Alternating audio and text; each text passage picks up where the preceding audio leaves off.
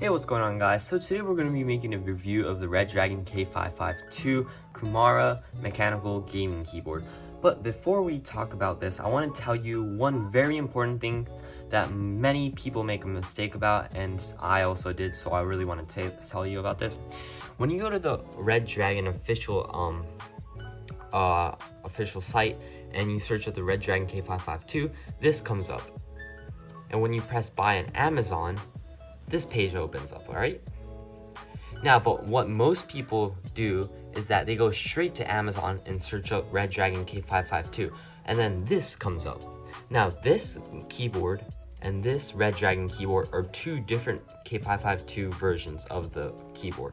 So this keyboard is the one you see on the YouTube reviews where you could change the RGB and it has a lot of rainbow effects.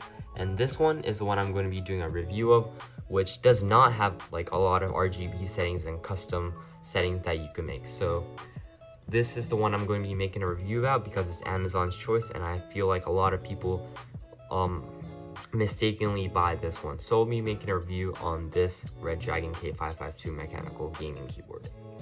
So yeah, hope you guys enjoyed, and let's get into it. So now that we're looking at the Redragon K552 Kumara, let's start talking about it. This is a TKL keyboard, which means that it's a 10 keyless keyboard, which is really nice for people with a small desk or limited space. It's really portable and very compact, perfect shape, so I really like it. The length of this keyboard is around 35.5 centimeters, and the width is 12 centimeters.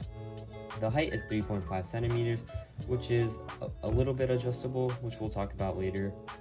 So now let's talk about the keyboard. So around the keyboard there's this plastic thing which is covering it, which kind of seems cheap, but it's really actually fat, thick, and durable, so that's really nice. The back plate is made out of metal, which is very sturdy and durable, so that's very nice. Now the keys are made out of plastic, but they're really durable and sturdy. When you wiggle it to the side, there's not much movement, so it's really nice. The texture of the keys are actually really smooth, and they have like a matte finish, so even if you have like slippery fingers, you probably won't mistakenly slip out or press the wrong keys.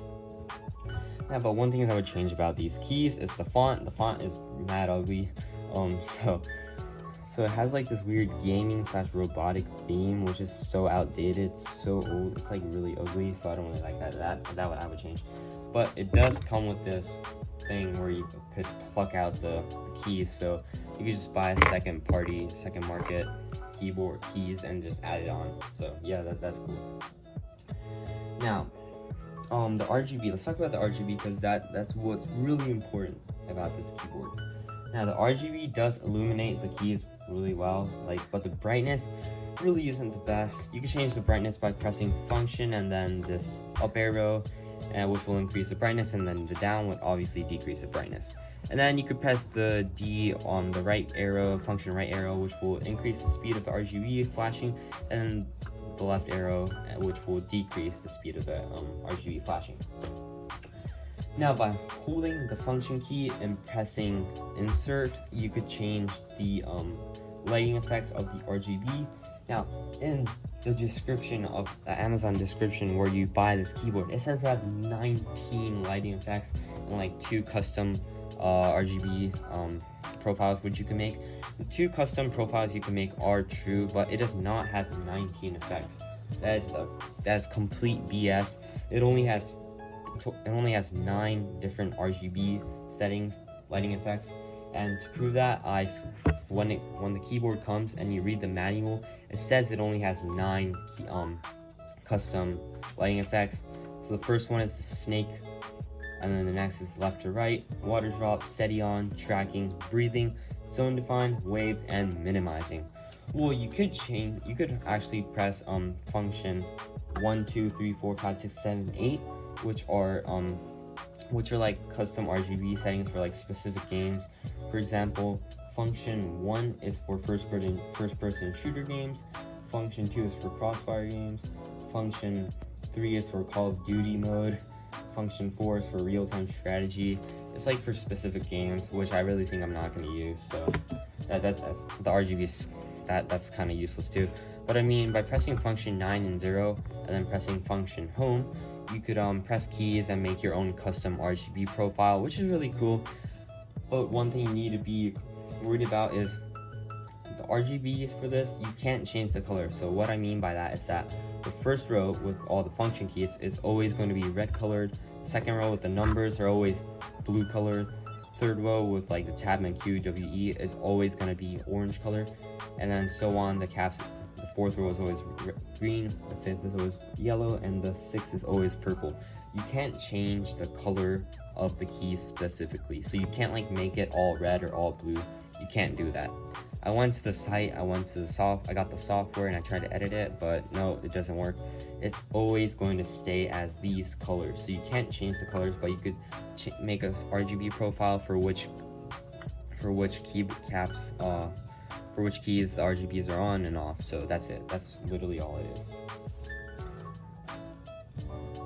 And next, the underneath the keyboard, there are 4 rubber pads. So the back 2 are like just solid there, and the front 2 are actually retractable, so you could lift them up and then angle your keyboard a bit. That's what I meant by you could raise the keyboard a bit. So yeah, that's really cool. And the rubber is really sticky and durable, and like it just keeps your keyboard sturdy and stable, so that's really nice. Now for the keycaps, these are said to have the Cherry MX red keycaps, but I really don't trust that. Like just clicking these, they feel a little not at like the clicking sound is a bit like cloudy, if you know what that means, and it just doesn't feel like Cherry MX reds. So like the whole description on Amazon, I feel like it's complete BS. So I really think you shouldn't trust it. I think you should read the reviews of the people. I think those are more trustworthy than the actual description, because I think the description is talking about the actual K552 with all the RGB settings, and then while this is like the actual keyboard you're getting is like a totally complete older version of the K552, I feel like. So yeah, this is what the whole video is about though. So yeah, so now I'm gonna be showing you guys the sound of this keyboard. So yeah, let's switch up the angle.